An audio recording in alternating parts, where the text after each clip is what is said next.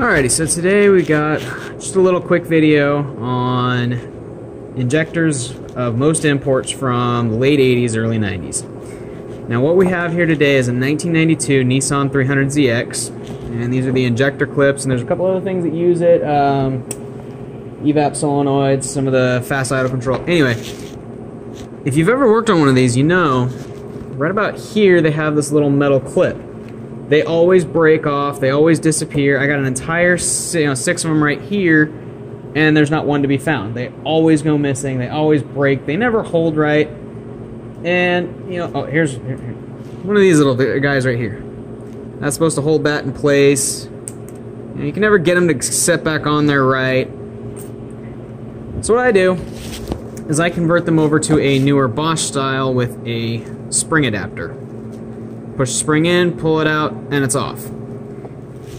Now, you can go to a junkyard, you find yourself an Audi, a Volkswagen, a Volvo. They're really common on all these vehicles, and every single one of them has these, and they're very easy to depin. Usually. There's a couple that can be a little bit more tricky, but just to give you an idea, a little depinner, put it in there and twist, and pops right out.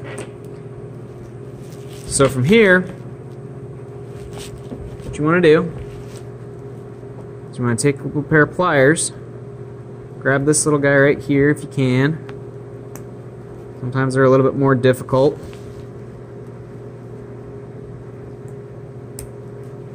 And without breaking it is the key.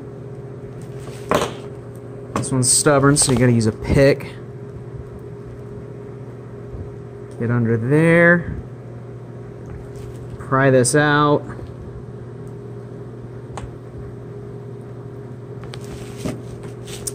and then you grab the wire and you just wiggle it back and forth. Sorry, this is going to get a little shaky.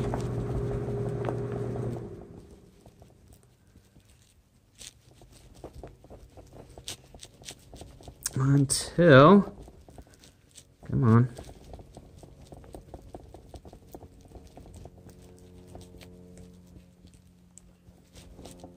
No. Anyway, you wiggle it until it breaks off and you end up with this piece here. So then all you got to do, you can crimp it back on and then solder it onto here. Now normally this section right here is crimped onto the insulated portion, but what you're going to do is you're going to crimp that onto the wire portion. Now what you could do is you could go and buy yourself, you'd have to do some research. I don't know part numbers off the top of my head, but you do some research and you can find a bag of pins, and they usually come in like bags of 100, and then you can just crimp them on and you don't have to deal with this. But you just put them on right here. Get yourself a good set of crimpers that uses a stake-in style like that. You don't want a little weak crimp of those V connectors that a lot of audio shop guys use. So you get yourself a nice strong crimp. It's kind of frayed. You mash it down. And you want to make sure when you're doing this that the wire does not extend past the initial wire. And then what you're going to do is you're going to solder this in. You have to solder it. Otherwise it will not maintain a stable connection. And then there's a piece on the back right here. I don't know how this comes out.